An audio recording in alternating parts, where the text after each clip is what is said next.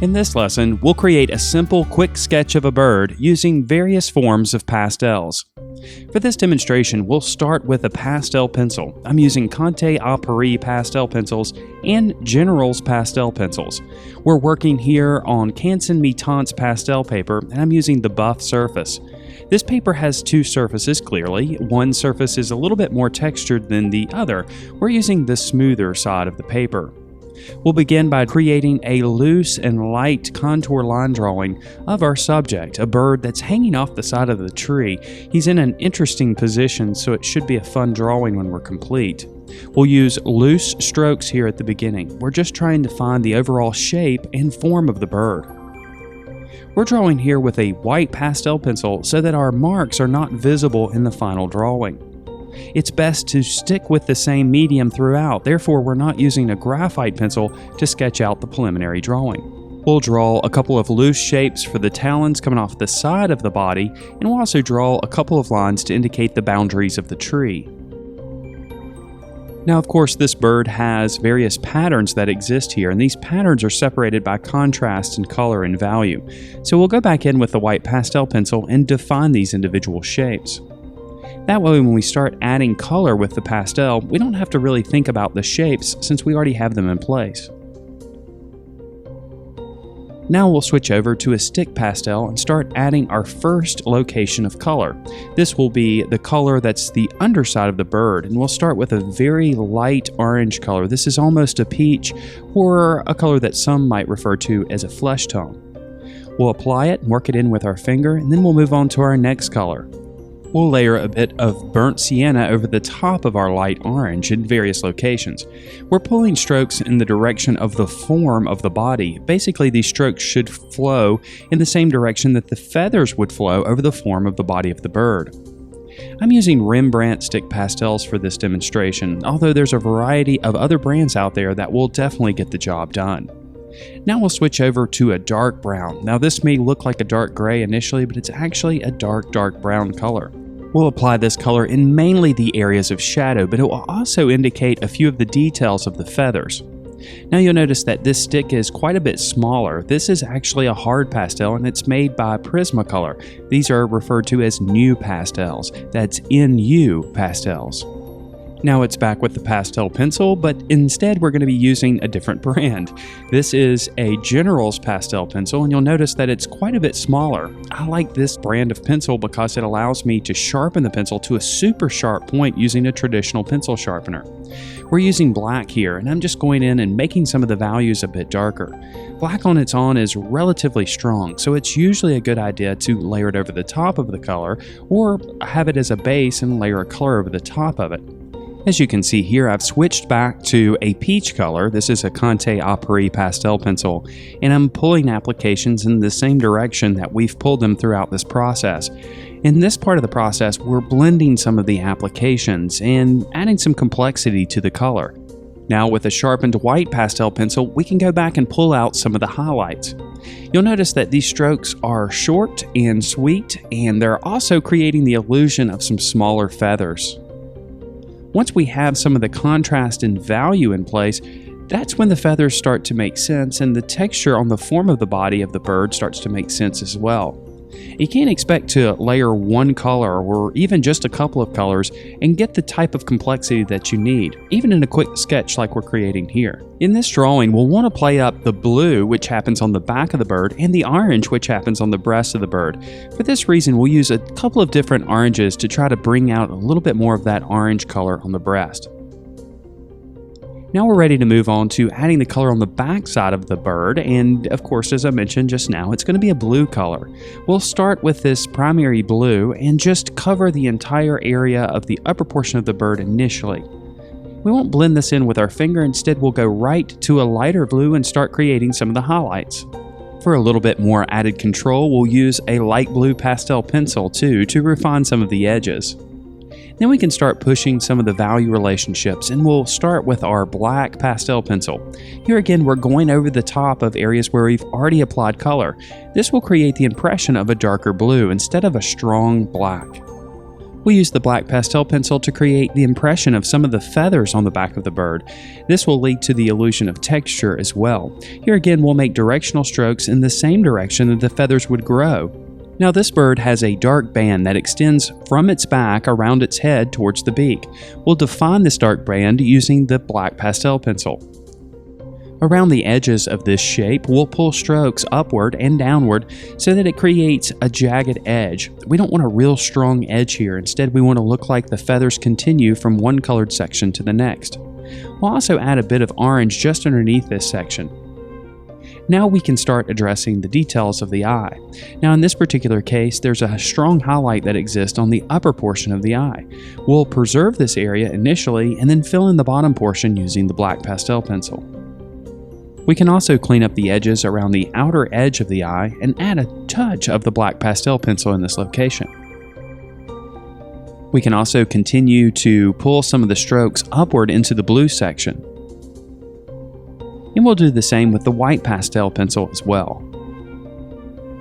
Sticking with the white pastel pencil, we'll define the strong white line that extends down the body of the bird just underneath the wing. And we can also define that large white area that happens underneath the black stripe. Since we've got some colors in place, they'll mix with the white, creating a more natural impression. And then it's back with the black pastel pencil, again defining the edges with strokes that overlap each section.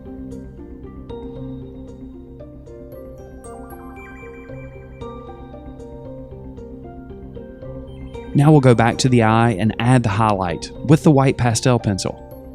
We'll also add a slight highlight just to the left side of the eye. And then we can clean things up using a sharpened black pastel pencil. Now it's back to the body of the bird, and this time with a dark blue pastel pencil. We'll go over the top of much of the black applications, toning them down a bit and making the values appear more natural. On the bottom side of the bird, we need to make some of the values a little bit darker. This will help create the impression of light and the illusion of form. We'll make the shadow slightly larger on the underside of the bird. Now we'll address the details of the beak. We'll start with the dark shapes that we observe. We'll fill these in using the black pastel pencil. Then we'll switch over to a light blue pastel pencil and define some of the highlight areas. The beak, of course, is three-dimensional. It's the relationship of these light blue applications and the dark applications that ultimately leads to the illusion of three-dimensional form. We can strengthen some of the highlights with the white pastel pencil. And then we can redefine some of the transitions of value and make some of the values a bit darker with the black pastel pencil. Before continuing on, we'll make a few refinements to the body of the bird. Our bird is in somewhat of an awkward position. The front of its head is pointing towards the viewer. This creates some foreshortening, so we'll go over the top of some of the applications towards the back end of the bird and do some additional blending, muting some of the details. This will enhance this illusion that the front of the body of the bird comes towards the viewer. We'll also increase the contrast with a few additional highlights made with a white pastel. And then we can make a few last refinements using the black pastel pencil, including a few more marks of texture to indicate some feathers. Now we'll turn our attention for the moment to the talons of the bird. We'll start with a light blue pastel pencil and define some of the highlights. Then we'll add a bit of orange, again continuing with our theme of using contrasting colors, this time blue and orange. Then before we go too deeply with the details of the talons, we'll address the texture and the detail of the tree. We'll start with a dark brown application, and then over the top we'll add a warm light gray. We're making marks here that flow along the cross contours of the tree, so these are vertical marks for the most part. Then we'll blend them in with our finger, and then we'll start adding additional colors. We'll start here with a bit of raw sienna using a pastel pencil, and then quickly we'll switch over to a light gray. Since our tree is curved, we're going to have lighter values on either side of the tree and darker values closer to the center. So we'll concentrate our lighter values and tones that we add to either side of the tree. We'll add a bit of cream for some warmth, and we'll also use a bit of burnt sienna to incorporate our oranges. We'll use some light blue for some of the highlights as well, again sticking with our theme of using a complementary color scheme. And then we can go in with our black pastel pencil and start defining some of the darker values and pulling out some of the texture. As we begin increasing the contrast, we'll start to notice some of the texture and some of the details, but we want to be careful that we don't get too carried away. While we want some details to be visible on the tree, we want to make sure that they don't pull focus away from the star of the drawing, which of course is the bird. We'll add some lighter values here with a white pastel pencil, again increasing the contrast and pulling out additional details. We'll continue going back and forth with the white pastel and the black pastel pencil, progressively adding contrast and slowly building up some of the illusion of texture and detail. For the most part, the strokes that we make here flow in the direction of the tree, so these strokes are vertical in nature. Then, using a soft pastel, we'll make a few loose strokes to indicate some strong highlights.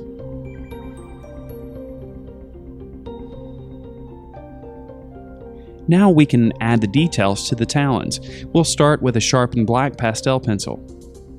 We'll define the shapes of darker value that happen on the shadowed side of each one of the talons.